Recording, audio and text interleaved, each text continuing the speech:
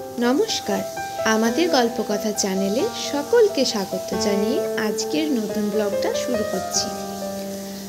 আজ মহাপঞ্চমী, সবাইকে পঞ্চমীর শুভেচ্ছা। আজ আমি বানাবো একটা সহজ রেসিপি, এগ স্যান্ডউইচ। তার জন্য প্রথমেই দুটো ডিম সেদ্ধ করে নিয়েছি আর সেটাকে সামান্য গ্রেট করে নিয়েছি। এরপর এর মধ্যে লঙ্কা কুচি, পেঁয়াজ কুচি, শসা কুচি, টমেটো কুচি, পরিমাণ মতো মেয়োনিজ আর একটুখানি চিজ দিয়ে দিয়েছি। এবার সমস্ত মিশ্রণটিকে ভালোভাবে রেডি করে নিয়েছি। এবার স্লাইস করা পাউরুটি নিয়েছি আর পাউরুটির উপরে বানিয়ে রাখা এই ডিমের পুরটি লাগিয়ে নেব।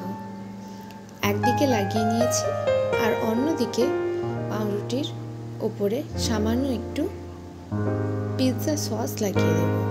এটা অপশনাল, না লাগালেও কোনো সমস্যা নেই। এইভাবে প্রত্যেকটা স্যান্ডউইচ বানিয়ে নিয়ে রেডি করে নেব। স্যান্ডউইচ সবগুলো মেকিং হয়ে গেলে এরপর স্যান্ডউইচ মেকারটা প্রিহিট করতে দেব। স্যান্ডউইচ মেকার প্রিহিট হয়ে যাবার পরে একে একে 3টে স্যান্ডউইচ সামান্য বাটার লাগিয়ে নিয়ে দিয়ে দেব আর ওয়েট করব সামান্য খানিকক্ষণ।